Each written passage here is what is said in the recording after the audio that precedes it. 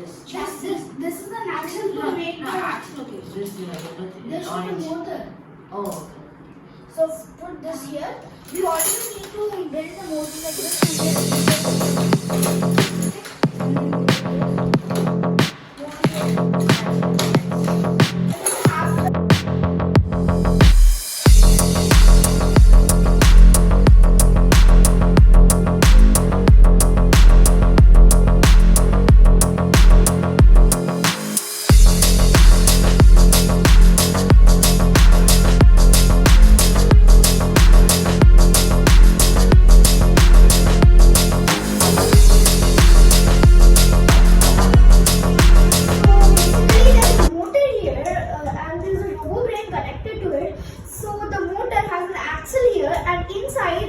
Starts moving, the robo brain sends a signal of what direction it should start moving, and that's safe for this one. So robo brain sends signals to both of them simultaneously, making them move when it wants them to move front or back. And there is a caster wheel at the bottom part which helps it turn this ball, which gets a signal from the robo brain.